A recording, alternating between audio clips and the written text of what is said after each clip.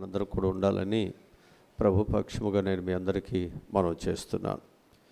ఈ 14వ ఉపవాస కూడికలో ఈ దినమునకు ఏర్పాటు చేయబడిన వాక్య భాగము కొరింథీయులకు రాసినటువంటి మొదటి పత్రిక 10వ అధ్యాయము 23 నుండి 33 వరకు ఉన్న మాటలు చదువుకుందాం. అన్ని విషయములందు నాకు స్వాతంత్ర్యము కలదు కానీ అనియు చేయదగినవి కావు. అన్నిటి యందు నాకు కలుగుదు కానీ అన్నియు క్షేమాభివృద్ధి కలుగు చేయవు. ఎవడను తన కొరకే కాదు ఎదుటివాని కొరకు మేలు చేయ చూసుకునవలెను. మనస్సాక్షి నిమిత్తము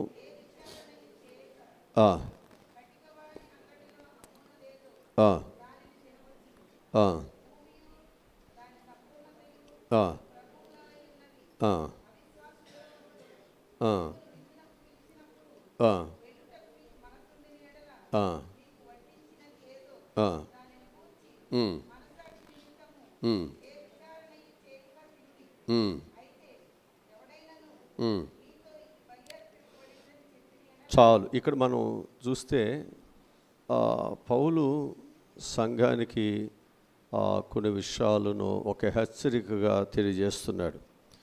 ఏది చేసినా దేవుని మహిమ కొరకే మనం చేయాలి. ఏది చేస్తున్నా దేవుని మహిమ కొరకు మనము పాటుపడాలి. ఆ పని మనం చేయాలి. మన పేరు కొరకు, మన గొప్ప కొరకు, లేకపోతే నేను అనేటువంటి దాని కొరకు మనం పని చేయకూడదు. ఎందుకని అంటే మన ప్రభువారు ఏది చేసినా తండ్రి చిత్తాన్ని నెరవేర్చటానికి, అలాగే ఆయన ఏది చేసినప్పటికీ కూడా అది ప్రజలకు క్షేమాన్ని, రక్షణను కలుగు చేయటానికే చేశారు. అలాగనే ఆయన అంత గొప్ప కార్యము దేవుడు జరిగించేవాడై ఉన్నప్పటికీ ఆయన చాలా మహోన్నతమైనటువంటి గొప్ప దేవుడు అయినప్పటికీ కూడా ఆయన దాసుని రూపమును ఆయన ధరించుకున్నాడు. అంటే మనము ఏది చేసినప్పటికీ మనము దేవుని మహిమపరచటానికి మనము ఏ పని అయినా మనం చేయాలి. అదే సంఘానికి పౌలు చెబుతున్నాడు. కనుక ఏమి చేసిన దేవుని మహిమపరచాలి. మనం ఏం చేయాలి, ఏం చేస్తే దేవుని మనము మహిమపరచగలము.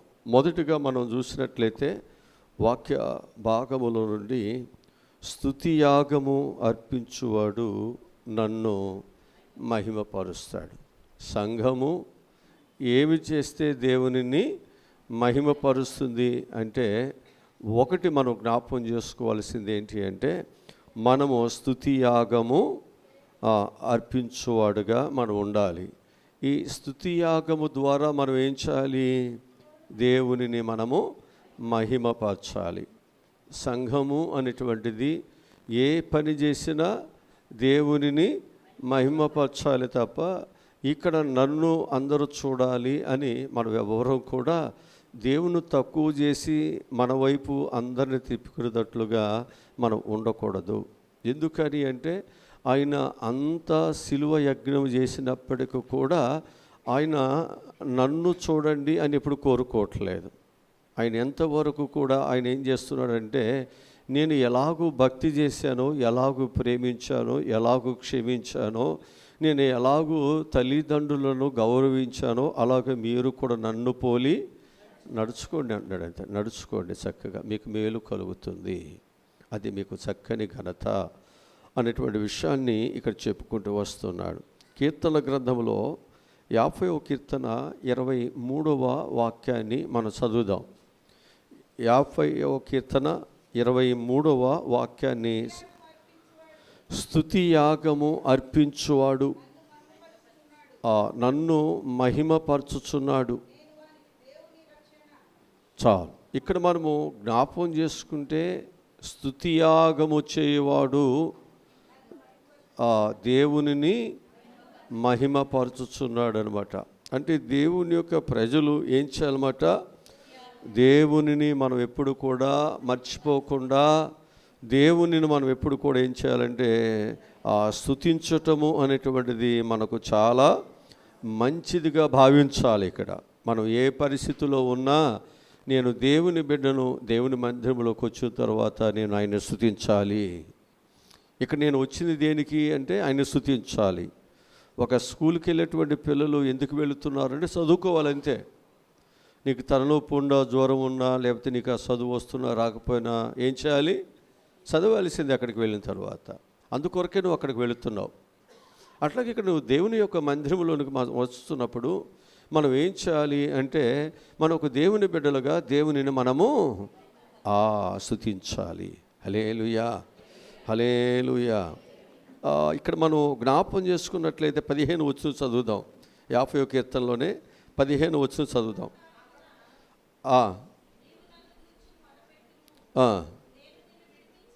నేను నిన్ను విడిపించేదను. హల్లెలూయా.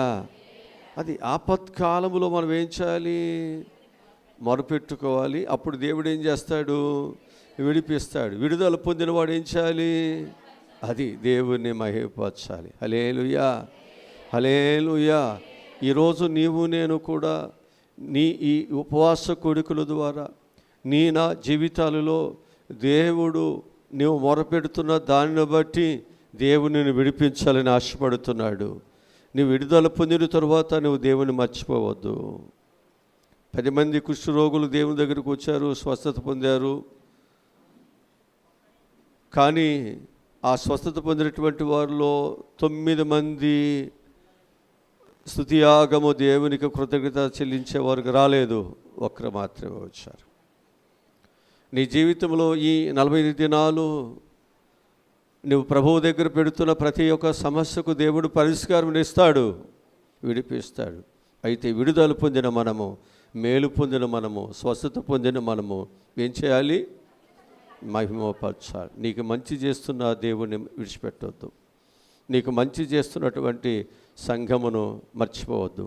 నీకు మంచి చేస్తున్నటువంటి దైవజనులను మర్చిపోవద్దు. నీకు మంచి జరుగుతున్నప్పుడు నువ్వేం చేయాలి, మంచిని బట్టి గౌరవం, మంచిని బట్టి కృతజ్ఞత, మంచిని బట్టి మన జీవితాలలో ఒక ఆప్యాయత, అనురాగాలు మన జీవితాల్లో మనం కలిగి ఉండాలి. 86వ కీర్తనలో 12వ వచనాన్ని మనం చదువుదాం. 86వ కీర్తన. నా పూర్ణ హృదయముతో నేను నీకు కృతజ్ఞతాస్తుతులు చెల్లించెదను, నీ నామమును నిత్యము మహిమపరచెదను. చాలు. ఇక్కడ మనం జ్ఞాపకం చేసుకుంటే దావీదు ఎలా ఉన్నాడు అంటే కృతజ్ఞత కలిగిన వాడుగా ఉన్నాడు. నిత్యము ఆయన నామాన్ని మహిమపరుస్తున్నాడు. ఎందుకని అంటే నేను ఒక గొర్రెల కాపరిగా నా ఇంటి వారందరిలో, నా తల్లిదండ్రుల దృష్టిలో, సమాజము దృష్టిలో, ఇరుగు పొరుగు వారి దృష్టిలో నేను చాలా తక్కువగా, నీచముగా, ఎందుకు పనికిరాని వారులాగా, లేకపోతే ఏదో వాడు ఒక పశువులు మేపుకున్నటువంటి ఒక కాపరి అన్నట్లుగా తీసివేయబడిన, వెలివేయబడిన, తక్కువ చేయబడినటువంటి నన్ను ఇశ్రాయేలుని ఏలటానికి ఒక సింహాసనం మీద ఒక రాజుగా నీవు నన్ను కూర్చుండబెట్టావు నాయనా. కృతజ్ఞత. ఈ స్థితి నుంచి, ఈ పరిస్థితి నుంచి నన్ను అంత ఉన్నతమైన పరిస్థితిలోనికి నీవు నన్ను ఎక్కించావు నాయనా. నేను, నా కుటుంబము, నా వంశము ఏ పాటివాడిని, నువ్వు ఇంతగా నన్ను, ఎంత కృతజ్ఞత. మనము నా బలము, నా జ్ఞానము, నా చదువు, నా టాలెంటు అని మనం ఎప్పుడు అనుకోవద్దు. దేవుడు నిన్ను ఒక దీపం బుడ్డు దగ్గర నుంచి, లేకపోతే ఒక వీధి లైట్ దగ్గర చదువుకున్నటువంటి ఆ స్థితి నుంచి కనీసం బుక్స్ కూడా లేక ఎవరో బుక్స్ని లేకపోతే సెకండ్ బుక్స్ని మన జీవితాలలో ఏమీ లేనప్పుడు ఎవరో స్పాన్సర్ ద్వారా మన యొక్క జీవితాలు చదువుకోవటానికి లేకపోతే అభివృద్ధి చెందటానికి దేవుడు ఈ విధంగా ఈ దీనస్థితిలో నుంచి దేవుడు నీకు ఒక ఉన్నతమైన స్థాయికి దేవుడు నిన్ను తీసుకెళ్ళినప్పుడు నువ్వు మర్చిపోవద్దు. పెద్దలు చెప్తారు కదా, ఒక ఆమె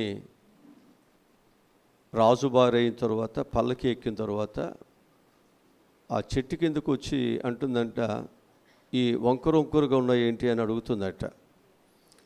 వాళ్ళకి తెలుసు రోజు అక్కడ చింతకాయలు ఏరుకుంటుందని, ఆ చింత చిగురు తిరిగేదని, ఆ కంపలంటే చెట్లంటే తిరిగేదని. ఇప్పుడు పల్లకి ఎక్కేసరికి ఆ స్థితి మర్చిపోతున్నాం, మనం పరిస్థితులు మర్చిపోతున్నాం. జాగ్రత్త, నీ స్థితి ఏంటో నువ్వు ఎప్పుడు మర్చిపోవద్దు. నిన్ను ఏ స్థితిలో దేవుడు నిన్ను ప్రేమించాడో, ఏ స్థితిలో దేవుడు ఈరోజు నేను నిన్ను కూర్చోబెట్టాడో దానికి కారకుడైన దేవుని స్తుతించుకోకుండా మనం ఎలా ఉండగలం? కృతజ్ఞత భావం కలిగిన వారు స్తుతించకుండా ఉండలేరు.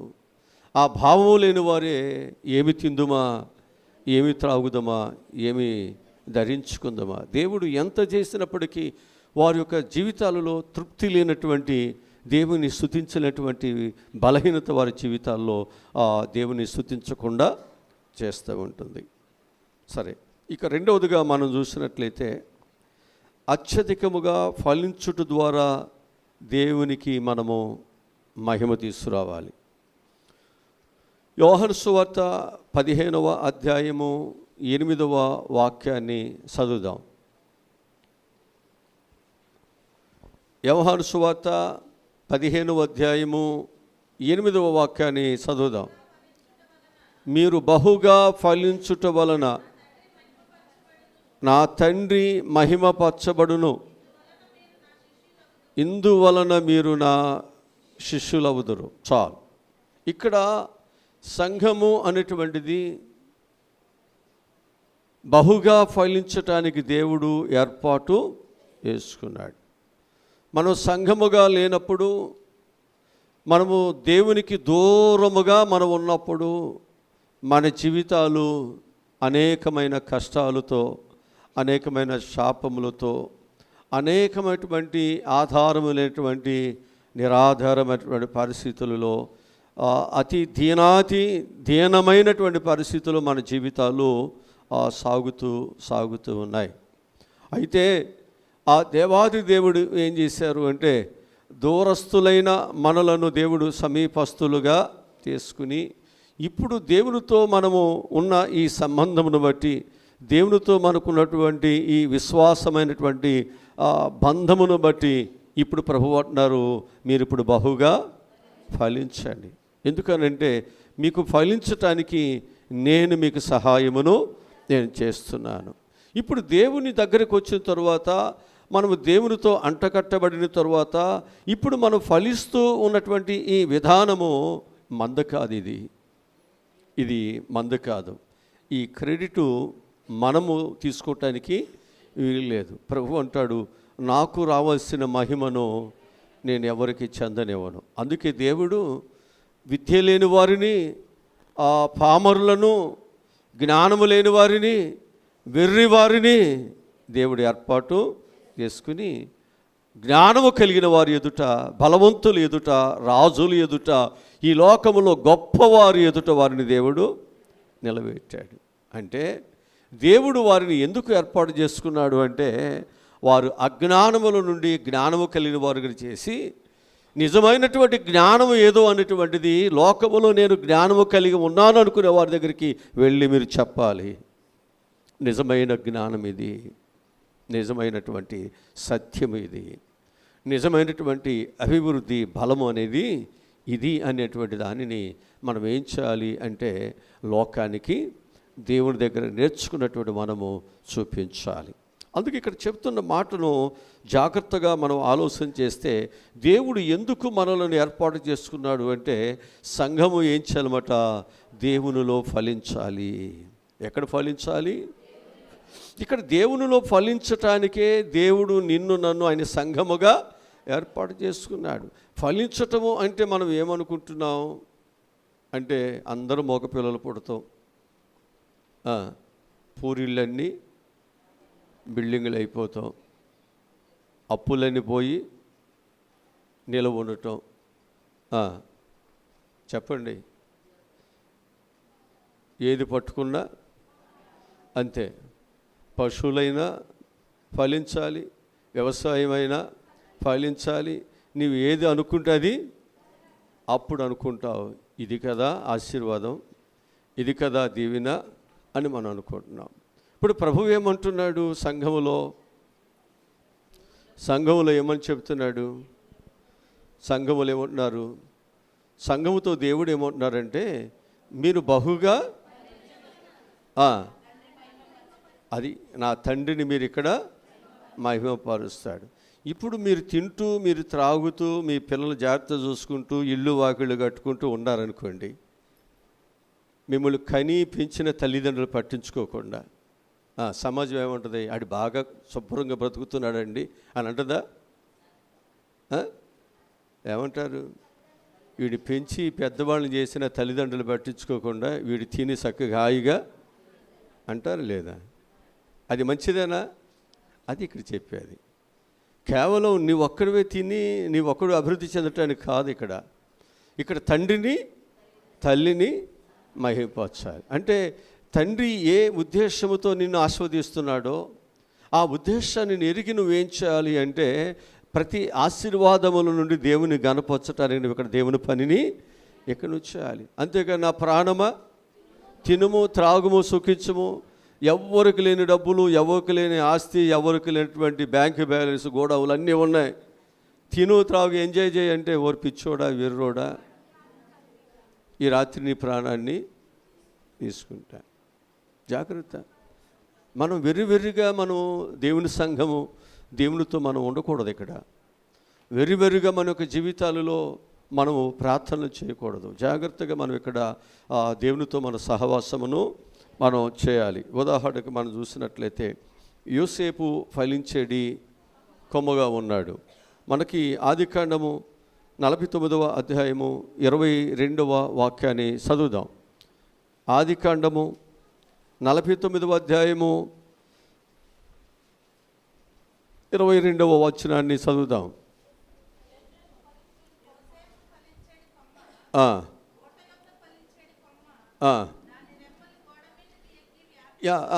యోసేపు ఫలించెడి కొమ్మ ఓట యొద్ద.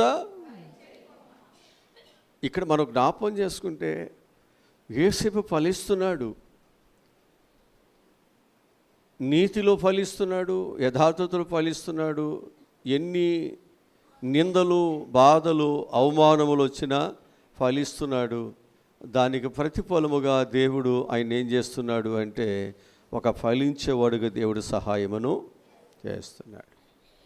ఎన్ని దెబ్బలు, ఎన్ని అవమానములు తన జీవితాలు వస్తున్నప్పటికీ కూడా ఆయన దేవునిని విడిచిపెట్టలేదు. దేవుడు ఒకవేళ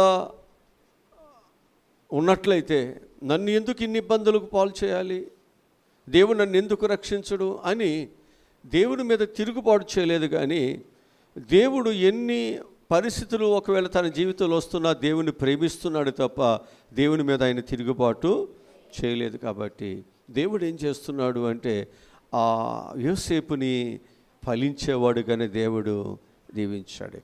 ఇక శ్రమలు లేవు ఆయనకి, ఇక బాధలు లేవు. పడిన కాలమంతా కూడా శ్రమలైన బాధలైన దేవుని కొరకే ఆయన ఫలించాడు. దేవుని కొరకే అన్ని దెబ్బలు, అవమానములు, జైలు, అన్ని నిందలు పడ్డాడు. ఇటు అన్నయ్యల దగ్గర కానీ, ఇటు తల్లిదండ్రుల దగ్గర కానీ, లేకపోతే పొతిపరి ఇంట్లో కానీ, పొతిపరి భార్యతో కానీ, అన్ని కష్టాలు, బాధలన్నీ ఆయన ఎక్కడ ఎంత తప్పిదము, పాపము. యేసుప్రభు గారు అంటాడు కదా, నాలో పాపము ఉన్నదని మీలో ఎవరైనా రూపించగలడా? అంటే నాలో పాపం ఉండి నేను ఈ శిక్ష పట్టలేదు, అనేకుల యొక్క పాపము నా మీద వేసుకుని నేను ఈ శిక్ష పడుతున్నాను, నా పిల్లలు పడకూడదని. అంతే తప్ప ఈ శిక్ష నాది, ఈ పాపం నాది కాదు. ఇది అనేకులది ఇది.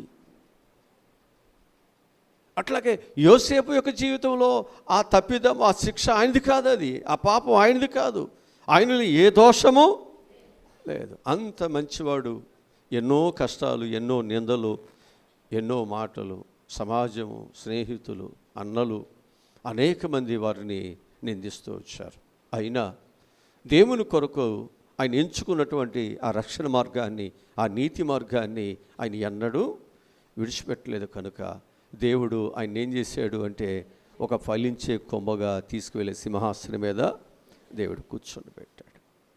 కనుక శ్రమలు లేకుండా ఫలితాలు, దీవెనలు, ఆశీర్వాదాలు రావు. శ్రమలు ఉంటాయి. ఆ శ్రమల వెంట దేవుని యొక్క ఆశీర్వాదాలు కూడా మనకు ఉంటాయి. కనుక నీ జీవితంలో ఒకరోజు నువ్వు చెబుతావు, ఇన్ని శ్రమలలో నేను చదువుకుని, ఇన్ని శ్రమలలో నేను బాధపడి నేను ఈరోజు ఈ స్థాయికి, ఒకరోజు నీకు గొప్ప సాక్ష్యం, గొప్ప అనుభూతి అనేకులకు నువ్వు చెప్పగలవు. ఆ విషయాలు మనం చెప్పాలి, నేటి సమాజానికి చెప్పాలి. ఇల్లు లేక, లేదా భర్త మాట వెనుక, పిల్లల మాట వెనుక అనేక విధాలుగా ఇబ్బంది పడుతున్నటువంటి వారి విషయాల్లో నీకంటే ముందు మేము ఈ ఇబ్బందుల కొలిమిలో, ఈ చీకటిలో, ఈ బాధలలో, ఈ సమస్యల వలయములో శాంతి సమాధానము లేక రాత్రులు కూడా నిద్ర లేనటువంటి రాత్రులు గడిపేటువంటి వారికి దాటిపోయాం. ఈరోజు మేము ఇవన్నీ దాటి ఈరోజు ఈ స్థితికి మేము చేరాం. దేవుడు నిన్ను కూడా చేరుస్తాడు. వచ్చుకో, భరించమ్మా. అలా మనం ఏం చేయాలంటే సమాజానికి మనం ఒక మంచి మార్గం చూపించాలి, వారిని బలపరచాలి, వారిని ఒక ఫలభరితమైనటువంటి వారిగా చేయాలి తప్ప భర్తకు చెప్పే భర్తకు, భార్యకు చెప్పే భార్యకు, పిల్లలు చెప్పి ఆ కుటుంబాన్ని మనం పాడు చేయటానికి వీలేదు. దేవుని సంఘము, దేవుడు అలా ఎప్పుడు కూడా ఎవరిని పాడు చేయలేదు కాబట్టి ఆయన బిడ్డలు కూడా అలా ఫలించాల్సిందే. అలా కుటుంబాలు ఫలించాలి, అలా జీవితాలు ఫలించాలి. మనుషుల దగ్గర మనుషుల మాటలుగా, లేకపోతే వ్యక్తుల దగ్గర వ్యక్తి మాటలుగా మన జీవితాలు ఉండటానికి వీలు లేదు. మనుషులు ఎదుట ఒకటి, మనుషులు వెళ్ళిన తర్వాత ఒక విధానాన్ని మనం అవలంబించడానికి వీలు లేదు. దేవుడు ఉన్నది ఉన్నట్లుగా చెప్పగలుగుతున్నాడు. ఆయన సంఘము, ఆయన శరీరం అయినటువంటి సంఘము మనం ఫలించడానికి వచ్చాము. కనుక మనము కూడా ఉన్నది ఉన్నట్లుగానే మనం ఉండాలి. మనుషులు ఎదుటైతేనేమో మనము ఎంతో ప్రేమను వలకపోస్తాం, చాలా ప్రేమగా వారిని కౌగిలించుకు మాట్లాడతాం. వారు వెళ్ళిపోయిన తర్వాత వాళ్ళ గురించి చాలా నీచంగా మనం మాట్లాడుకోవటం ఎంత అది అవమానకరమైనటువంటిది, ఎంత అది మోసపూరితమైనటువంటిది. కనుక సంఘము అనేటువంటిది ఒకటి, స్తుతియాగము అర్పించువాడు నన్ను మహిమపరుస్తున్నాడు. రెండవది, అత్యధికంగా ఫలించుట ద్వారా దేవునిని మనం ఏం చేస్తున్నామంట, మహిమపరుస్తూ ఉన్నాం. సంఘము అందుకొరకే దేవుడు మనల్ని ఏర్పాటు చేసుకుంటున్నాడు. ఇక మూడవదిగా మనం చూసినట్లయితే ఆయన చేస్తున్న అద్భుతములను బట్టి దేవునికి మనం ఏం చేయాలి, మహిమను తీసుకురావాలి. మార్కు సువార్త 15వ అధ్యాయము 31వ వాక్యాన్ని చదువుదాం. మార్కు సువార్త 15వ అధ్యాయము 31వ వచనం. శాస్త్రులను అపహాస్యము చేయుచు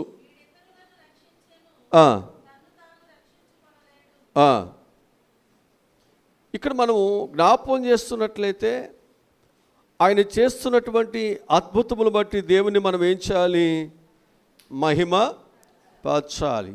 కానీ ఇక్కడ ఏమవుతుంది అంటే ఆ దేవునిని అక్కడ చాలా అపహాస్యము చేస్తున్నారు. ప్రభువేమో అందరిని ఏం చేస్తున్నాడు, రక్షిస్తున్నాడు, బాగు చేస్తున్నారు, విడిపిస్తున్నాడు, కాపాడుతున్నాడు. కానీ దాని దగ్గరకు వచ్చేసరికి మాత్రము ప్రభు తాను రక్షించలేకపోతున్నాడు, రక్షించుకోలేకపోతున్నాడు. ఇదే మాట సిలువలో ఒక దొంగ కూడా అంటాడు, నువ్వు దేవుని కుమారుడు అయితే నువ్వు రక్షించుకుని మమ్మల్ని కూడా రక్షించుకోవచ్చు కదా. ఇంకొక అతను అంటాడు, ఇంకొకడు కూడా అంటాడు, ఏమంటాడు, మనము ఈ శిక్ష పొందటానికి మేము అర్హులమే, ఆయన ఏ పాపము చేయలేదు, తండ్రి నీ రాజ్యములో నన్ను జ్ఞాపకము చేసుకో. చూసారా, అక్కడ మాట్లాడుతున్నటువంటి ఇద్దరు సమస్యలను ఉన్నారు. ఒకరు మాట్లాడుతున్నటువంటిది ఎలా ఉంది అంటే ఒక వ్యక్తిని అపహాస్యం చేస్తున్నట్టుగా ఉంది. ఒక వ్యక్తి మాట్లాడుతున్నటువంటిది ఎలా ఉంది అంటే అతడు దేవునిని మహిమపరుస్తున్నట్లుగా ఉంది. దేవునిని మహిమపరుస్తున్నట్లుగా ఉంది. మన యొక్క జీవితాలలో దేవుడు మనలను అనేక రీతులుగా దేవుడు మనల్ని ఆశీర్వదిస్తున్నప్పుడు, ఫలింపజేస్తున్నప్పుడు, మనల్ని దేవుడు స్వస్థపరుస్తున్నప్పుడు మనం దేవునిని మహిమపరచాలి తప్ప దేవునికి ఎక్కడ కూడా మన అవమానము తీసుకొచ్చేవారుగా మన యొక్క జీవితాలు ఉండకూడదు. ప్రకటన గ్రంథము 15వ అధ్యాయము 3-4 వచనాలు చదువుదాం. ప్రకటన గ్రంథము 15వ అధ్యాయము 3-4 వచనాలు చదువుదాం. ప్రభువా, దేవా,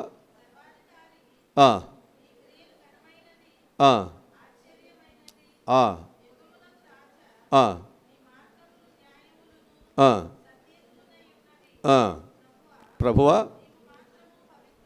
నీవు మాత్రము పవిత్రుడవు,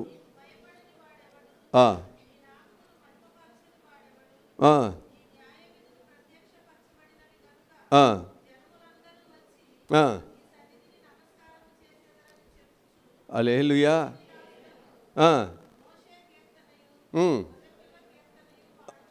హల్లెలూయా. ప్రతి ఒక్కరు కూడా ఏం చేయాలి? దేవునికి భయపడాలి. భయపడి ఏం చేయాలి? ఆయనకి నమస్కారం చేయాలి, ఆయనను గణపరచాలి, ఆయనను మహిమపరచాల్సిందే. అందరూ ఒక్కరు కాదు, ప్రతి ఒక్కరు. ఆయన మహోన్నతమైన వాడు, ఆయన గొప్పవాడు. ఆయన శక్తిని, ఆయన ప్రభావాన్ని చూస్తున్నటువంటి అనేకులు ఆయన దగ్గర ఖచ్చితంగా ఏమవ్వాల్సిందే. అందుకంటే ప్రతి మోకాలు, ప్రతి నాలుక. ఇంత సిలువ యజ్ఞం చూసిన తర్వాత, ఆయన మరణించిన తర్వాత మధ్యాహ్నం 3 గంటల సమయంలో భయంకరమైనటువంటి చీకటి రావటం, అంటే నేను లోకమునకు వెలుగును అని చెప్పినటువంటి దేవునిని చంపినప్పుడు ఆ వెలుగుపోవటం, భూకంపాలు రావటం, చనిపోయిన వాడు తిరిగి, ఇవన్నీ కనులారా చూస్తున్నటువంటి ఆ రోజు అప్పుడున్నటువంటి రాక్షస తత్వంలో కలిగినటువంటి రాణువారు కావచ్చు, అనేకులు ఏమైపోయారు తెలుసండి? ప్రభు పిల్లలుగా మారిపోతున్నారు. అంత జరుగుతున్నప్పటికీ కూడా ఇంకా మనం మార్పు చెందకుండా, దేవుని స్తుతించకుండా ఎలా ఉండగలం? వాక్యములో అపోస్తలుల కార్యగ్రంథము 3వ అధ్యాయము 7-8 వచనాలు చదువుదాం.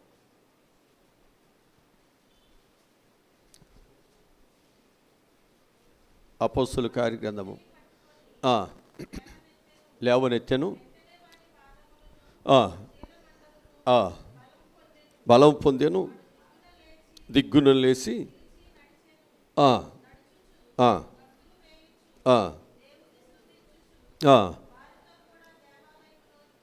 హల్లెలూయా. చూసారా? దేవుడు తన పట్ల చేసినటువంటి ఉపకారం బట్టి తాను ఇప్పుడు ఏం చేస్తున్నాడు? నిలబడుతున్నాడు, నడుస్తున్నాడు, గంతులు వేస్తున్నాడు, దేవుని స్తుతిస్తున్నాడు. ఇక బయట నేను ఉండకూడదు, నేను ఎక్కడుండాలి? దేవుని మందిరంలో ఉండాలి. నా స్థితి బాగోనప్పుడు నేను బయట ఉన్నాను, ఇప్పుడు నా స్థితిని దేవుడు బాగు చేసిన తర్వాత నేను ఎందుకు బయట ఉండాలి? నేను నా దేవునితోనే నేను ఉండాలి. ఈరోజు నీ స్థితిని దేవుడు బాగు చేయడానికి ఇష్టపడుతున్నాడు. బాగు చేస్తాడని నీవు నమ్మి దేవుని దగ్గరకు వచ్చి నీ స్థితి అంతటిని దేవునికి చెప్పుకుంటున్నావు, ప్రార్థనతో దేవుని తెలియజేస్తున్నావు. దేవుడు నీ స్థితిని చూస్తున్నటువంటి దేవుడు నిన్ను లేవనెత్తబోతున్నాడు. దేవుడు నిన్ను ఆ కుంటివాడిని ఆ దేవాలయమునకు వెలుపుల ఉండి అనేక సంవత్సరములు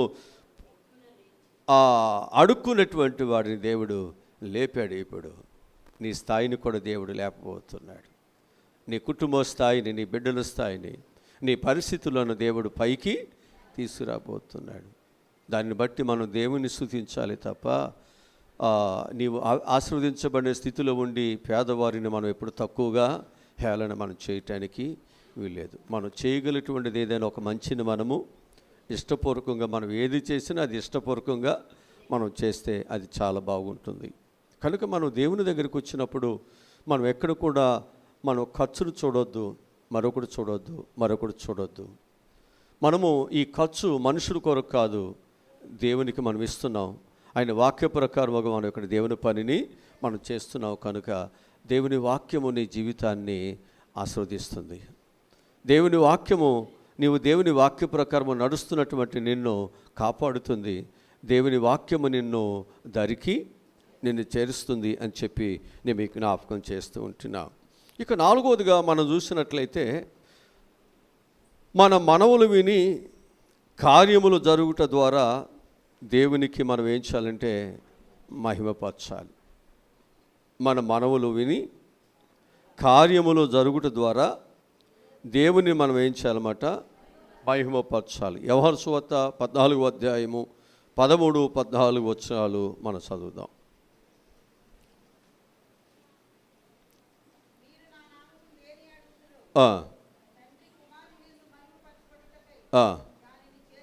హల్లెలూయా.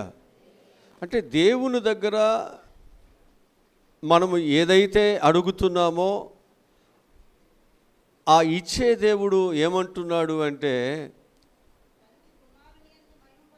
ఆ తండ్రి కుమారుని యందు మహిమపరచబడటానికి నేను ఈ పని చేస్తున్నాను. ఇక్కడ మనం ఏం చేయాలి, నీ ద్వారా, ఇక్కడ నువ్వు చేస్తున్న పని ద్వారా ఆ దేవుడు మహిమపరచబడాలి. దైవజనులు కూడా ఇక్కడ ఎంత జాగ్రత్తగా పెంచాడండి, ఎంత జాగ్రత్తగా వాళ్ళని క్రమంగా, అంతే కదా. ఎవరి ద్వారా మహిమ వస్తుంది, ఇక్కడ నువ్వు చేస్తున్న పని, అలాగే నీ ఇంటి దగ్గర నువ్వు నడుస్తున్న క్రమశిక్షణ, నీవు అన్యజనుల ఎదుట, దైవభక్తి లేని వారి ఎదుట నువ్వు చూపుతున్నటువంటి యథార్థత, భక్తిభావాలు ఏమైతే ఉన్నాయో వాటిని బట్టి వారు వెళుతున్నటువంటి దైవజనులు, వారు పెంచుతున్న తల్లిదండ్రులు ఎంత మంచి వాళ్ళని, ఎంత జాగ్రత్తగా బిడ్డల్ని. అంటే నిన్ను బట్టి ఎవరికి వస్తుంది మహిమ? తల్లిదండ్రులకు వస్తుంది. నీ పనిని బట్టి, నీ క్రియలను బట్టి, నీ మాటను బట్టి, నీ ప్రవక్తను బట్టి, నీవు చక్కని జీవిత విధానాన్ని బట్టి. లేకపోతే నిన్ను బట్టి తల్లిదండ్రులకు అవమానము. జాగ్రత్త లేకపోతే ఎవడండి వీడికి అన్నది, ఎవడండి వీడి పెంచింది. బలం పెడుతున్నాడు కానీ భయం చెప్పట్లేదా? ఏం పెడుతున్నారు? బలం పెడుతున్నారు కానీ భయం అంటారా లేదా? జాగ్రత్త. అందుకు ఇక్కడ ప్రభు అయినటువంటి యేసుక్రీస్తు వారు నన్ను బట్టి, ఇక్కడ నేను చేస్తున్నటువంటి పనులు బట్టి నా తండ్రికి ఏం కలగాలి? మహిమ కలగటానికి మీరు ఏది అడిగినను అది నేను.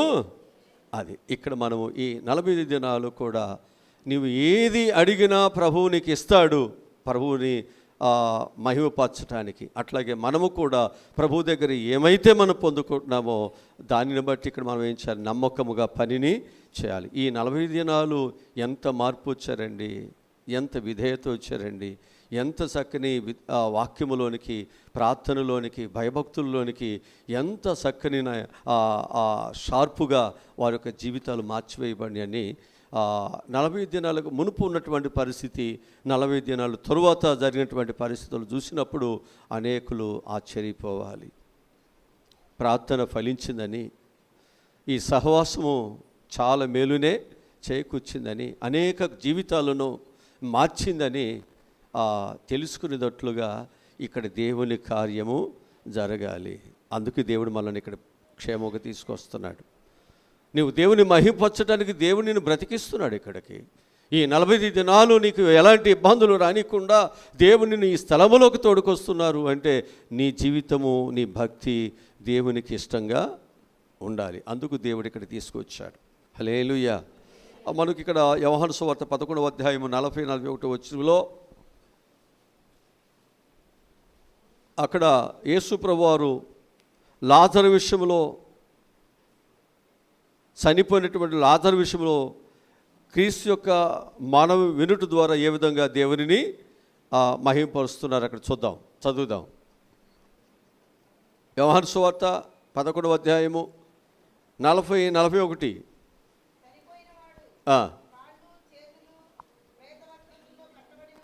ఆ, ఆ, ఆ, ఆ, ఆ, ఆ, వారితో చెప్పాను.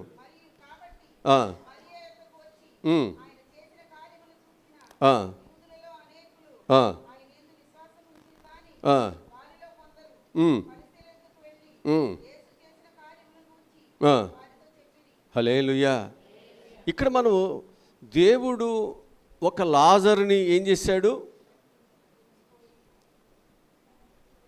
ఏం చేశాడంటే ఆడు చూస్తున్నారు ఎవరికి వాళ్ళే. ఎవడు తెలుసు అయ్య గారు, ఎప్పుడో జరిగింది అడుగుతావు. ఇప్పుడు ఎవరన్నా చెప్పమంటే పక్కింటి వాళ్ళ గురించి చెబుతాం, లేకపోతే అయ్యగారు నీ గురించి ఏమైనా చెప్పండి చెబుతాం. ఎప్పుడో లాజరు సంగతి మాకెందుకు అయ్యగారు, అబ్రాహం సంగతి. ప్రభు అంట లాజరు విషయంలో ఆయన ప్రార్థన చేస్తూ దేవుని మహిమపరుస్తూ ఆయన ప్రార్థనలు చేశాడండి. ఏం జరిగింది అంటే లాజరు బయటకు వచ్చాడంట. ఇక్కడ మనం జ్ఞాపకం చేసుకుంటే, మనం చనిపోయిన వ్యక్తిని మనం ఏం చేస్తాం? సమాధి చేయకుండా ఇంట్లో పెట్టుకుంటారు, ఆయన పూజ చేస్తారు. సమాధి చేస్తావాలండి. చనిపోయిన వ్యక్తిని ఏం చేస్తాం? మళ్ళీ సమాధి చేస్తామంటారండి బాబు. కాళ్ళు కట్టరా దగ్గరకే, మరి అది చెప్పరండి. అవి చేసి వచ్చేనేక మనం ఇంటి దగ్గర మనం ఏం చేయాలంటే, ముందు కాళ్ళు అటు ఇటు పోకుండా, బిగుసుకుపోక మునిపే కాళ్ళు దగ్గరగా ఉండటానికి ఏం చేస్తారు? నోరు తెరుచుకుంటే నోరు మోస్తారు కదా. అట్లా చక్కని వస్త్రాలు ఇవన్నీ వేసి నీట్గా అక్కడ పెడతారు. తరువాత మనం అక్కడికి వెళ్ళిన తర్వాత ఏం చేస్తారు? నువ్వు కట్టినన్ని మళ్ళీ కోసేస్తారు కదా. ఎందుకని అంటే, లాజరుని అలాగే పెడితే ఆయన బయటకు వచ్చేటప్పుడు పేత వస్త్రములతోనే కట్టబడినటువంటి తాళ్లతోనే ఆయన బయటికి వచ్చాను అని రాయబడింది. అంటే మన విశ్వాసం ఏంటంటే, ఇవాళగా పని రేపైన దేవుడు ఏం చేస్తాడు? బ్రతికిస్తాడు. కాబట్టి మనం అన్నీ రెడీగా కట్లన్నీ తీసేసి ఉంచితే బాగుంటుందిగా. అది మా విశ్వాసం. మనకి ఏంటంటే, దేవుడు చనిపోయినవాడు కాదు, బ్రతికే నిద్రపోతున్నాడు అంతే. మన విశ్వాసం ఏంటి? ప్రభునందు నిద్రించుస్తున్నాడు అంతే. అంటే కొంతకాలం ఎడబాటు అంతే, తర్వాత మళ్ళీ నేను కలుసుకుంటాం, మేమందరం అక్కడ ఉంటాం. క్రైస్తవునికి ఈ నిరీక్షణ ఏం చేస్తుంది? చనిపోయిన వారుగా పేత వస్త్రంతో చుట్టినవాడుగా మన సమాధిలో పెడతలేదు. మనం ఏం చేస్తున్నామంటే, నిద్రపోయిన వాడికి ఎలాగో బంధకాలు కట్లు ఏమి లేకుండా ఎలా పడుకోబెడతాం, అలాగే మనం అక్కడ పడుకోబెడుతున్నాం. ఒకరోజు నిద్రపోయిన వాడు దేవుడు పైకి పిలుస్తాడు, దేవుని స్వరం వింటాడు, అతడు పైకి లేపబడతాడు. హల్లెలూయా, హల్లెలూయా. కనుక ఇక్కడ మనం జ్ఞాపకం చేసుకున్నట్లయితే, లాజరు బయటకు రావటం బట్టి దేవునిని అక్కడ ఏం చేస్తున్నారన్నమాట? మహిమపరుస్తున్నాడు. లాజరు ఎందుకు చనిపోయాడు? దేవుని నామము అక్కడ మహిమపరచబడటానికే చనిపోయాడు. ఇప్పుడు ఆయన చనిపోయి బ్రతికి ఎవరిని మహిమపరుస్తున్నాడు? దేవుని మహిమపరుస్తున్నాడు. ఈ 40 దినాలు సచ్చిన అప్పులు, బాధలు, కష్టాలు ఏమవుతున్నాయో, దేవుడి వీటన్నిటి నుంచి దేవుడు నిన్ను బయటకు తీసుకొచ్చిన తర్వాత నువ్వేం చేయాలి? మీకేం తెలుసు? ప్రియాకి నేను ఎట్ట వెళ్ళిపోయిన ఉరుకు పరుకుల మీద, అది ఇంట్లో కూర్చొని తింటుంటే నేను ఎంత కష్టపడ్డాను.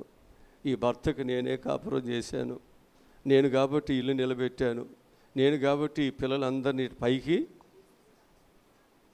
ఈ ప్రార్థనలో ఇవన్నీ కుక్కలు అయిపోయినాయి. దేవుడు చేసినవి అంతా ఇవన్నీ పోయినాక ఇప్పుడు విగ్రహం పైన ఉండాలి. ఇప్పుడు పిల్లలందరూ ఎవరు పూజించాలి? యేసయ్యని పక్కన పెట్టాలి. చూసారా మనం ఏమైపోతున్నామో? కనుక ఈ 40 దినాలు దేవునిని మనం మహిమపరచాలి.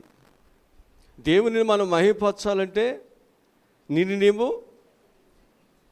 అక్కడ ఉన్నటువంటి స్థానాన్ని తీసేయాలి.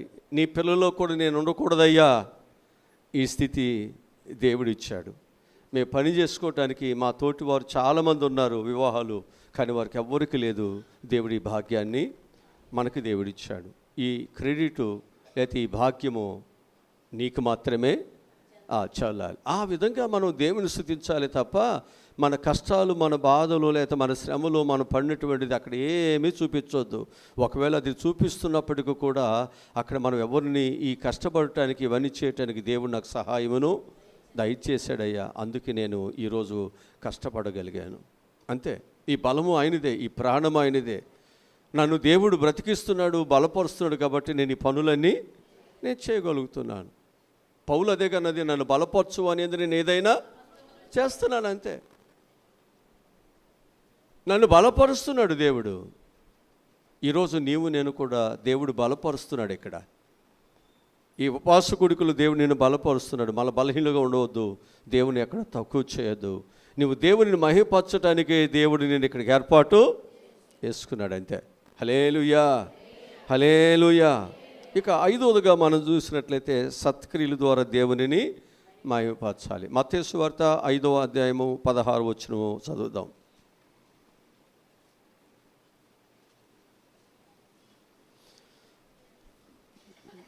5వ అధ్యాయము 16వ వచనం మత్తయి సువార్త. మీ సత్క్రియలను చూసి పరలోకములో ఉన్న తండ్రిని మహిమపరచునట్లు. ఇప్పుడు మనం వెలుగా చీకట? వెలుగంటే ఏంటి? మోకాలికి చక్కగా ఈ రాసుకుని, మంచి బట్టలు కట్టుకొని, మంచి నగలేసుకుని వెళుతుంటే ఏం వెలుగండి, ఏం అందమండి, ఎంత బాగుందండి అనుకుంటారు కదా. ఇప్పుడు ప్రభువు అన్నాడు, ఈ అన్ని జనుల ఎదుట, లోకం ఎదుట దేవుని దగ్గరకు వచ్చినటువంటి మనము, ఒకప్పుడు మన యొక్క స్థితి వాళ్ళకి తెలుసు, ఒకప్పుడు మన యొక్క బ్రతుకు వాళ్ళకి తెలుసు, ఒకప్పుడు మనం ఎలా బ్రతుకుతున్నామో, ఎలా జీవించామో వారందరికీ తెలుసు. ఇప్పుడు రక్షణ పొందిన తర్వాత, మనం ఇప్పుడు ప్రార్థనకు వచ్చిన తర్వాత, ఈ 40 దినాలు దేవునితో మనం ఉపవాసం ఉండి ప్రార్థన చేస్తున్న తర్వాత ఇప్పుడు మనం ఏమవ్వాలి అంటే సత్క్రియలు అనేటువంటి వెలుగుని, ఏ వెలుగుది? ఏ వెలుగుది అంటే మంచి పనులు అనేటువంటి వెలుగుని మనం ఎక్కడ చూపించాలి?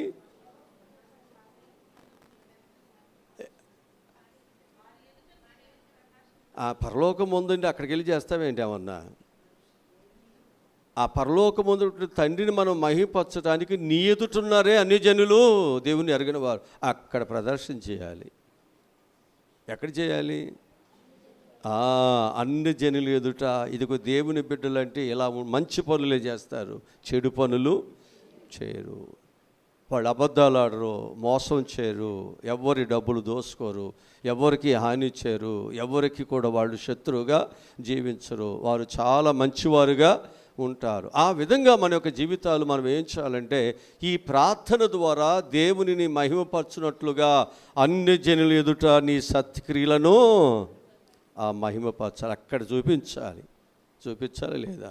అడి చూసి ఇటు చూసి ఏదో వస్తుంది గబాన్ని తీసుకుని, ఏదో ఒకటి గబగా కోసుకొని, దేవుడిచ్చాడులే, నా పరిస్థితి తెలుసు కదా, దేవుడి నాకు ఇది ఇచ్చాడులే అన్నట్లుగా మనం మరలా ఈ దొంగ పనులు, ఈ మోసాలు, ఈ అబద్ధాలు ఇవన్నీ మనం చేయొద్దు. అలా చేసామనుకోండి, ఈ 40 దినాలు నువ్వు చేసిన దానికి ఆ పాస్టర్కి ఏమీ పని పాట లేక మైకోడి పెట్టి, వీళ్ళందరిని కూడబెట్టి, వీళ్ళేమో ఖర్చుతో డబ్బులన్నీ నష్టపరుస్తూ 40,000 50,000, నేనేమన్నా మిమ్మల్ని నష్టపరుస్తున్నానా? మిమ్మల్ని పలహారాలు తేమంటున్నారా? తెస్తే 40 రోజులు ఒక్కొక్కటి తీసుకురండి అని నేను చెప్తున్నాను. కానీ మిమ్మల్ని నేను ఎందుకు నష్టపరుస్తాను? మిమ్మల్ని బాగు చేయడానికి ఉపవాస కొడుకులు. ఒకవేళ నాకు లాభం అనుకుంటే నేనేం చెప్పాలి? మీ ఇళ్ళ దగ్గర ప్రార్థన పెట్టుకోండి అమ్మా, 40 రోజులు మంచిది. మీ ఇళ్ళకు వచ్చి అందరూ వచ్చి ప్రార్థన చేస్తే మీకు ఎంత దీవెన వస్తుందో. మీ భర్త మారిపోతాడు, మీ అప్పులన్నీ తీరిపోతాయి, మీకు అచ్చంగా మగపిల్లలు పుడతారు అని అంటే చచ్చినట్టుగా నువ్వేం చేస్తావు? ఇంటి దగ్గర ప్రార్థన పెట్టుకుంటావు, నాకు కాస్త మంచి భోజనం పెడతావు, డబ్బులు ఇక్కడ పెట్టుకుంటే నాకు భోజనం ఎవడు పెడుతున్నాడు, నాకు డబ్బులు ఎవడు ఇస్తారు, ఇది నాకు లాభమా నష్టమా అటు చూస్తారు. నా యంక లాభం అని చెప్పరు, నష్టం అని చెప్పరు, అన్నిటికీ నా యంక అటు చూసి నవ్వితే ఎట్టాగండి, అవునా కదా? కనుక ఇక్కడ మనం ఏంటి అనేది మనం చూసినట్లయితే మంచి పనులు మనము ఇక్కడ మనం చేస్తే మా పిల్లలు కూడా ఏమవుతారు, మంచివారుగా అనేకులు ఎదుట ఏం చేస్తారు, దేవుని మహిమపరుస్తారు. అక్కడ మా సేవకులు లేకపోతే ఈ విధంగా చక్కగా వాక్యాలు చెప్పాడు, ఈ విధంగా మేము ఈ 40 దినాలు నేర్చుకున్నాం, దీనిని బట్టి మేము నడుచుకుంటాం, ఇక మా జీవితాలు ఎలా ఉంటాయి అని చెప్పేసి ఈ 40 దినాలు మనం ఏమవ్వాలంటే చాలా చక్కగా మన మార్పులోనికి రావాలి. దీనిని బట్టి నువ్వు ఒక మంచి క్రియ, మంచి ఆలోచన, ఒక మంచి పద్ధతిలోనికి రావటం బట్టి ప్రార్థనకి వెళ్ళిన తర్వాత చాలా మార్పు వచ్చిందండి. ఆమె మాట మారింది, ప్రవక్తన మారింది, పరిస్థితులన్నీ చెప్తారా లేదా? అది ఇక్కడ ఆ విధంగా మనం ఏం చేయాలి, దేవునిని మహిమపరచాలి. ఈ 40 దినాలలో నీ జీవితాల్లో చెడు పనులు మానుకోవాలి, మంచి పనులు చేయవారుగా మన జీవితాలు ఉండాలి. లేకపోతే ఆ పాస్టర్ గారు ఎందుకండి వాళ్ళకి బాప్తీసాలు ఎందుకు ఇచ్చాడు, వాళ్ళు ఎందుకు దేవుని మందిరానికి రప్పిస్తున్నాడు, అసలు వాళ్ళు ఏంటి, వాళ్ళ పరిస్థితులు ఏంటి అని అందరూ నిన్ను బట్టి ఎవరిని ఎండగడతారు? దేవుని కాదండి బాబు, ఆ సిబిఎం సంఘాన్ని, ఆ సిబిఎం సంఘంలో పనిచేసే పాస్టర్ గారిని. అక్కడ భక్తి ఏమి ఉండదు. చూసారా? నిన్ను బట్టి ఏ పాపం ఎరగని మా మీద ఎన్ని నిందలో, ఎన్ని బాధలో. అంతేనా? జాగ్రత్త. కనుక ఈ 40 దినాలు మనం చేస్తున్నటువంటి ఈ మంచి ప్రార్థన ద్వారా, ఈ ఉపవాస కొడుకు ద్వారా నీవేం చేయాలంటే చెడు పనులు మానుకుని మంచి పనులు చేయవారుగా ఉంటే నీ మంచి జీవితాన్ని బట్టి దేవునికి ఏమొస్తుంది? ఆ మహిమ. హల్లెలూయా. అందుకొరకు ఇది మన ఊరికి అందరు పెట్టుకున్నారుగా. ఒక ఆమె పెట్టగానంటే అందరూ పోసుకుంటున్నారండి, ఏమో కూడా పోసిందంట. తర్వాత వండిన గాడి నుంచి కుండకు బెజ్జం పెట్టినట్టేనంట. ఆమె సాక్ష్యం చెబుతుంది, పిల్లలు ఏమైపోతారని, అందరూ తింటుంటే మా పిల్లలు అటు ఉసూరుమని చూస్తారని ఆ వంట తెల్లవారులు వండిందంట. వండిన తర్వాత పిల్లలు పండగ పూట తిని పండగ ఆనందమే లేదంట. కొత్త బట్టలు కూడా వేసుకోవడానికి వీల్లేదంట. అసలు ఆ డోర్లో నుంచి ఒకటి రావటం అనుకోడు వెళ్ళటమేనంట. పండుగ అంతా ఏమైపోయిందో. మళ్ళీ ఆమె సాక్ష్యం అంట, అందరూ పోసుకుంటున్నారని. మేడూరు మేరుము గారు కూడా పోసిందంట. అప్పుడు ఇక్కడ కొట్టుండేది తెలుసా? ఆ మాట అనకూడదు, యూట్యూబ్లో వస్తుంది. ఆ కొట్టు అనుకుందాం అంతే. ఆ కొట్టు ఆయన దగ్గరికి వెళ్ళి సోడా ఇమ్మందంట. ఆయన ఏం చేసే బట్టలు సోడా ఇచ్చాడంట. సోడా ఇటువే తెలుసు కానీ తినే సోడాను ఏ సోడా ఆమెకు తెలియదు. మొత్తం మీద సోడా తీసుకెళ్ళిపోయి పిండిలో కలిపేసింది. ఆ కలిపినాక చూడండి ఆ పిండి వ్యవహారం. అది మీరెవరూ చెప్తే విన్నది కదా, ఆమె చెప్పింది నాకు. అందుకే పాస్టర్ గారండి, నేను ఏ పనైనా చేస్తా కానీ వంటల పని మాత్రం నేను చేయను. మా యోహాన్ గారు వండుకుంటాడు, ఆయనకి శుభ్రం ఎక్కువ. పిలుపు గారు, సారీనండి పిలుపు గారు అని చెప్పింది. కనుక ఇక్కడ మనం దేవునిని మనం ఏం చేయాలి? మహిమపరచాలి. మహిమపరచడానికి దేవుడు మనల్ని ఏం చేస్తున్నాడు? దేవుడు సత్క్రియలు చేయటానికి, మంచి పనులు చేయటానికి, దూరస్థులమైన పాపములున్న చెడులో ఉన్న దేవుడు మనల్ని మంచివానిగా ఉండటానికి ఆయన సంఘములోనికి పిలుచుకున్నాడు. ఇప్పుడు సంఘము మంచి పనులు చేస్తూ దేవుని గణపరచాలి. అందుకు ఈ ఉపవాస కోడికలు. అంతేగాని ఇంటింటికి తిరిగి పాస్టర్ గారి మీదో ఎవరి మీదో లేకపోతే వాళ్ళ మీదో వీళ్ళ మీదో వాళ్ళ పిల్లలు కలిసి నడుస్తూ ఉంటే అన్నదమ్ములో ఏదో నేను చూశాను, కళ్ళలారు చూశాను, వాళ్ళ పిల్లలు ఏంటి అనుకున్నాం, మంచోళ్ళు అనుకున్నాం. ఇవన్నీ వద్దు, మనకి లేనిపోని అన్నీ చెప్పుకోవటం వద్దు. చక్కగా భక్తి కలిగి, మంచి కలిగి, చక్కగా దేవుని కొరకు ఉన్నంత కాలము మనం బ్రతుకుదాం, భక్తి చేద్దాం, ఇతరులను మనం ఏం చేద్దాం, భక్తి మార్గాల్లోనికి తీసుకొస్తే ఖచ్చితంగా నీ ప్రార్థన, నీ ఆలోచన ఏమవుతుంది? అనేకులకు ఆశీర్వాదం అవుతుంది. అనేక మంది నరకంలోకి వెళ్లకుండా దేవుని దగ్గరికి రావటానికి అవకాశం ఉంటుంది. అందుకొరకు మనస్సు మారి రూపాంతరం చెందటానికి దేవుడి అవకాశాన్ని దేవుడిచ్చాడు. ఇంకా నువ్వు మారపోతే ఇంకా మన జీవితాల్లో ఎవరు మారుస్తారు? ఎలా మార్చబడతావు? మార్పు కొరకు కదా ఉపవాసం అంటే. మన బ్రతుకు మారాలుగా, మన పరిస్థితులు మారాలుగా, దేవుని యందు భయభక్తులు కలిగి ఉండాలిగా. దానిని బట్టి దేవునికి మహిమ వస్తుంది. ఇది 5వ మాట. పేతురు రాసిన మొదటి పత్రికలో 2వ అధ్యాయం 12వ వచనం చదువుదాం. త్వరగా చదవాలి.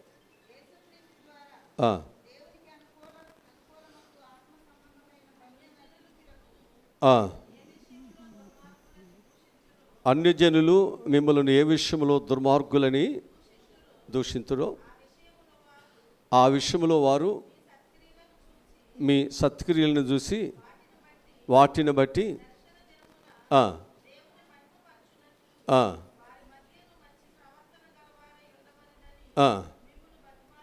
అది మనల్ని ఒకవేళ ఒకప్పుడు హింసకుడు, దోషకుడు, హానికరుడు, దొంగ, వీడు మంచోడు కాదండి, ఎట్లాంటోడు అట్లాంటోడు అంటారు. అన్నవాళ్ళు ఎదుట మనం ఏం చేయాలి? మన యొక్క సత్క్రియలు మనం ఏం చేయాలి అక్కడ? అప్పుడు ఏం చేస్తారు? ఇదేంట్రా పాస్టర్ గారి విషయంలో ఇన్ని అబద్ధాలు చెప్పారు, పాస్టర్ గారు ఇంత మంచివాడుగా ఉంటే, అంతే కదా. అంటే మనం ఎప్పుడైతే ఒక వ్యక్తి మన మీద చెడు చెబుతున్నాడో ఆ చెడు మనలో లేకుండా మంచిగా మనం ఎప్పుడైతే ప్రవర్తిస్తున్నామో ఏమవుతామన్నమాట? వాళ్ళ ఎదుట మనము మహిమపరచబడతాం. ఈరోజు నీవు ఆ విధంగా ఉండటానికే దేవుడు నిన్ను ఈ స్థలములోనికి దేవుడు తీసుకొచ్చాడు.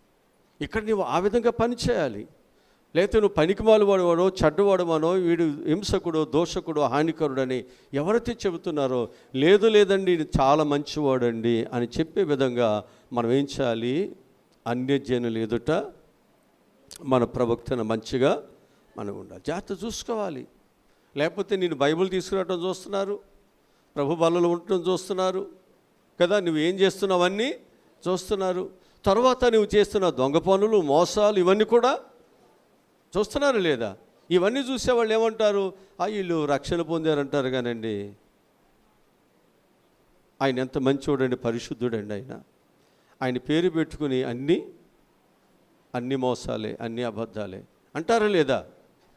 అలా అనటమే కాదు, అంటే ఆ తల్లిదండ్రులు, అంటే ఆ సంఘము వారిని సరిగ్గా పెంచట్లేదండి, ఆ చర్చికి మనం వెళ్ళే కంటే ఏదన్నా వేరే చర్చికి వెళదాం, ఎవరు చక్కగా ఉన్నారో వారి చర్చికి పోదాం అని అంటారా లేదా?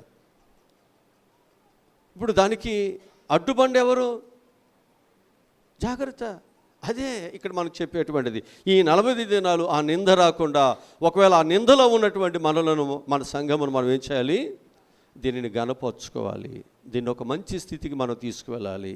ఆ విధమైనటువంటి మార్పు కొరకే దేవుడు మనకు ఈ చక్కటి సంఘములో దేవుని బిడ్డలుగా ఈ ఉపవాస కూడికలు జరిపించుకుంటా దేవుడు అవకాశాన్ని దేవుడు మనకి ఇచ్చాడు. ఇక 6వదిగా మనం చూసినట్లయితే, మనం ఐక్యముగా ఉంటు ద్వారా దేవునికి మహిమ. రోమీయులకు రాసిన పత్రిక 15వ అధ్యాయము 5, 6 వచనాలు చదువుదాం.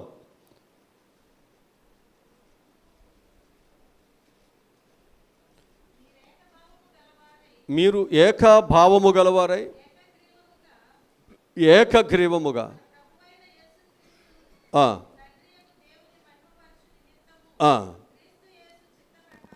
క్రీస్తు యేసు యొక్క చిత్త ప్రకారము ఒకరితో ఒకడు మనసు కలిసిన వారై ఉండినట్లు ఓర్పు ఆదరణకును కర్తయగు దేవుడు. హల్లెలూయా. అంటే ఇప్పుడు మన సంఘములో దేవుని మహింపరచటం అంటే ఏంటి అంటే, మనం అందరూ కూడా ఏం చేయాలి? ఏకభావము, ఏకగ్రీవముగా మనందరం కూడా ఉండాలి. ఇక్కడ మనందరం కూడా ఎలా ఉండాలి? అంతేనా? వీళ్ళు కొత్త గుడిపోళ్ళు, వీళ్ళు పాత గుడిపోళ్ళు, వీళ్ళు శీలం వాళ్ళు, వీళ్ళు మేడూరు వాళ్ళు, వీళ్ళు పాత్రను ఉపవాసం ఉంటే వీళ్ళ కోసం మేము చేయాలా? ఆళ్ళోళ్ళు ఏమైపోయారు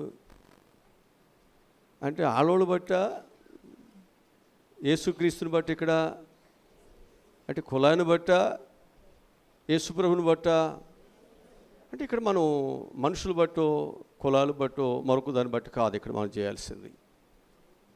ఒక పాపి రక్షణ పొందుటకు వచ్చారు, వారిని మనం ఏం చేయాలంటే రక్షణ మార్గంలో నడిపించడానికి సంఘము సిద్ధముగా ఉండాలి. వారిని చేర్చుకోవాలి, వారి కొరకు ప్రార్థన చేయాలి, వారిని బలపరచాలి, వారిని విశ్వాసతలో ముందుకి తీసుకువెళ్ళటానికి వారికి మనం ఎప్పుడు తోడుగా నేనున్నాను, మేమున్నాము ఆ ధైర్యాన్ని మనం ఇవ్వాలి. ఆ విధంగా మనం ఏం చేయాలంటే దేవునిని మహిమపరచాలి. అలాగ ఉండటానికి దేవుడు ఇక్కడ ఈ ఉపవాస కూడికలలో దేవుడు ఏర్పాటు చేశాడు. నా ఇంటి పేరు వాళ్ళు నా వాళ్ళు ఈ మనసు మనలో ఉండటానికి వీలులేదు. క్రీస్తు యేసుకు కలిగిన ఆ రోజున యూదులందరూ కూడా యేసు ప్రభు మీద ఎందుకు తిరుగుబాటు చేశారంటే మేమందరము కూడా అబ్రహాము, ఇస్సాకు, యాకోబుల యొక్క సంతతి వారిని, మేము యూదులము, వీళ్ళందరూ అన్యజనులు, వీళ్ళతో కలిసి ఉండకూడదు, వీళ్ళతో భోజనం చేయకూడదు, వీళ్ళెవరు కూడా మా దేవుని మందిరంలోకి రావటానికి వీల్లేదు. అలా వారు సమాజాన్ని చాలా చిన్న చూపు చూస్తుండేవారు. ప్రభు అయిన యేసుక్రీస్తు వారు ఏం చేశాడంటే యూదుడని, గ్రీసు దేశస్థుడని, అన్యుడని ఏ భేదమూ లేదు. ఎవరు రక్షణ పొందితే వారందరూ దేవుని మందిరానికి వచ్చేయాలి. అందరూ దేవుని పిల్లలే. అందరూ దేవుని పిల్లలుగా ఉండటానికి నేను ఒక అధికారాన్ని అది తట్టుకోలేకపోయారు. అది తట్టుకోలేకని చంపేశారు. ఎలాంటి వాడు ఉంటే మా కట్టుబాట్లు మాకున్నాయని ఇవాళ సమాజం కూడా అదే జరుగుతుంది. ఈ కట్టుబాట్లే చాలా నష్టాన్ని తీసుకొస్తున్నాయి. ఇటీవల కాలంలో ఒక ఎస్సీ ఎమ్మెల్యే, ఏ ఊరైనా తిరువూరు ఎమ్మెల్యే, పట్టు వస్త్రాలు తీసుకుని ఒక దేవాలయానికి వెళుతుంటే ఆ అగ్రకులస్తులు ఆయన వెళ్ళిన వల్ల ఇప్పుడు ప్రజెంట్ 2026 ఇప్పుడు జరిగినటువంటి విషయం చెబుతున్నాను, ఎప్పుడో కాదు. అది ఇందిరాగాంధీ కూడా వచ్చింది. ఇప్పుడు మనకు రాష్ట్రపతిగా ఉన్నటువంటి ఆమెకు కూడా వచ్చింది. అలాగనే అంబేద్కర్ గారికి వచ్చింది. ఆనాడు ఉన్నటువంటి పెద్ద వారికి కూడా వచ్చింది. ఇవాళ ప్రజెంట్ చెప్పేటువంటి విషయం ఏంటంటే సాయిబాబా ముస్లిం, అతను ఒక బీసీ, అతడు దేవుడు కాదు, ఆయన అసలు మీరు దేవుడిగా అంగీకరించడానికి చెబుతున్నారు. ఇవాళ మళ్ళీ ఇలాంటి వాళ్ళు మళ్ళీ కులాలు దేవుళ్ళో కూడా ఎందుకు ఈ విషయాలు చెబుతున్నామంటే దేవుడు అనేటువంటి వాడు అందరి కొరకు, అందరిని ఏకరీతిగా, అందరిని ఏక మనసుతో ప్రేమించేవాడు, అందరి కొరకు వారి ప్రాణాలని పెట్టినవాడు, అందరి కొరకు తన రక్తాన్ని కాచినవాడు. అక్కడ కుల మత విభేదములు, ఎక్కువ తక్కువ, నల్లవాడు తెల్లవాడు ఏమీ లేదు. హల్లెలూయా. అందుకే అంటాడు సంఘములోకి వచ్చిన తర్వాత అందరూ ఎలా ఉండాలి అంతే. ఏలుకు ఏదైనా ఇబ్బంది తగిలిందంటే కన్ను ఏరవాలి, కనుకు ఏదైనా ఇబ్బంది తగిలిందంటే శరీరం అంతా బాధపడాలి. శరీరంలో ఉన్న అన్ని అవయవాలు దేనికి ఇంత బాధ వచ్చినా శరీరం అంతా, సంఘము దేవుని శరీరం. ఏ ఒక్క వ్యక్తికి చిన్న బాధ వచ్చినా మనం ఐక్యతగానే మనం ఉండాలి. ఈ పాస్టర్ గారు పొరుగురోడు మనకెందుకులేండి అంటే కుదరదు. ఈ పొరుగురు ఆయన వచ్చి ఎవరి కొరకు ఇక్కడ సేవ చేస్తున్నాడు? ఎవరు ఆరోగ్యాల కొరకు, ఎవరి గృహాల కొరకు, ఎవరు అప్పుల కొరకు, ఎవరి యొక్క క్షేమం కొరకు, ఇవన్నీ ఎవరి కొరకు ఇవన్నీ చేసేది? మరి మా మంచిని, ఆ క్షేమాన్ని కోరుతున్నటువంటి సేవకుని కొరకు మనం ఏం చేయాలి? ఐక్యతగా ఉండాలా, మంచిని మనం కోరాలా. మనం ఎప్పుడైతే ఆ విధంగా మన యొక్క జీవితాలు ఉంటాయో మనం దేవునిని ఏం చేయొచ్చు అన్నమాట, మహిమపరచవచ్చు అనే దేవుని వాక్యం మనకు తెలియజేస్తుంది. దేవుడి మాటలు మన ఎన్నికలు దేవుడు దీవించునుగాక. ఆమె తల ఉంచండి, ప్రార్థన చేసుకుందాం. ప్రార్థన అనంతరం పలహారం ఉంది, వాటిని తీసుకువెళ్దాం. మా ప్రభువా రక్షుడా, ఈరోజు చెప్పినటువంటి దేవుని మాటలు బట్టి వందనాలనైనా. సంఘము హెచ్చరిక చేయబడింది దేవుణ్ణి మహిమపరచాలని. ఈరోజు సంఘము ఏ విధంగా దేవుని మహిమపరచాలి, ఏ విధంగా మనం ఉంటే దేవుని మహిమపరుస్తాం, కొన్ని మాటలు ప్రభువా నీ పిల్లల దగ్గర తీసుకొచ్చాను. ఆ మహిమపరచడానికే నీ బిడ్డలను సిద్ధం చేస్తున్నావు. ఈ 40 దినాలు ఉపవాస కోరికల ద్వారా దేవుని మహిమపరకంగా ఆయనకి నిందను అవమానము తీసుకొచ్చేటువంటి ఆశ, కోరిక, పరిస్థితులు ఏమున్నా వాటినన్నిటిని క్రీస్తు కొరకు తీసివేసుకోవాలి. లాభకరమైన వాటన్నిటిని తీసేసుకోవాలి. ఇప్పుడు తిరిగి మన సత్క్రియలతో, మంచి వారికో, మంచి మనసుతో, మంచి ఉద్దేశంతో మళ్ళీ మనం బయటికి వెళ్ళి నువ్వు ఏ విధంగా మార్పు చెందేవో, ఏ విధముగా నీ జీవితం మారిందో దానిని చూపించాలి, క్రియాపూర్వకంగా చూపించాలి. ఎంత చెప్పినా, ఎన్ని సంవత్సరాలు ఉపవాస కూడికలు ఉన్నా మార్పు లేకపోతే నీ జీవితాన్ని ఎవ్వరూ మార్చలేరు. ఇంత నీకు మంచి చేయటానికి దేవుడు అవకాశం ఇచ్చిన, అవకాశంలోకి నువ్వు వచ్చినా నువ్వు మార్పు చెందినటువంటి బిడ్డగా వచ్చిన వాడు వచ్చినట్లుగా నీ వెళ్ళిపోతే దానివల్ల ప్రయోజనం కూడా ఏమీ లేదు. మార్పు చెందుదాం. మార్పు చెందవా, నీవు మార్పు చెందవా, నీ క్రియలు మార్చుకోవా, నీ బ్రతుకు మార్చుకోవా. మన జీవితాల్లో ఎంతకాలము మనం దేవుణ్ణి ఏడిపించుతూ ఉందాం? ఎంతకాలము మన జీవితాల్లో మన స్వార్థము కొరకు, మన సంతోషం కొరకు, మన ఆశల కొరకు దేవుని బిడ్డని చెప్పుకునే దేవుని ఎంతకాలం మనం ఏడిపించుతూ అవమానపరచుదాం? దేవుని సంతోషపెట్టడానికి ఇకనైనా నువ్వు మారవా? ఇకనైనా మార్పు చెందవా? ఎప్పటికీ నీ జీవితంలో మార్పు వస్తుంది. చనిపోయే వరకు కూడా నువ్వు మారవా? దేవుడు నీకు ఒక అవకాశం ఇచ్చాడు కదా మార్పు చెందటానికి. యాకోబు బావి దగ్గర ఆ స్త్రీతో మాట్లాడిన దేవుడు ఈరోజు నీతో మాట్లాడుతున్నాడు. నీ మార్పు కొరకే కదా. ఈ 40 దినాలు ఈ ఉపవాసం నీ కొరకే, నా కొరకే. ఆ శిలువ యజ్ఞము నీ కొరకే, ఆ గాయములు, అవమానములు నీ కొరకే. ఆయన పడిన శ్రమంతా నీ కొరకు, నా కొరకే కదా. మా ప్రభువా, నా పిల్లలందరూ చక్కని మార్పుతోనైనా, గొంగళి పురుగుగా ఉన్నటువంటి నైనా ఆ గొంగళి పురుగు కొన్ని రోజులు గూటులోకి వెళ్ళిన తర్వాత అది బయటకు వచ్చేటప్పుడు గొంగళి పురుగు రాలేదు, అది చీతకొక చిలుకగా బయటకు వచ్చిందయ్యా. అందరూ ప్రేమించేదిగా, అందరూ దాన్ని వెంటబడేదిగా, అందరూ దాన్ని ముట్టుకునేదిగా ఉంది. అసహాయమైన వారి జీవితాలు ఈ 40 దినాలు ఉపవాసకుడికి ద్వారా ప్రభువా ప్రేమ కలిగిన వారుగా మన జీవితాలు మార్చబడాలి.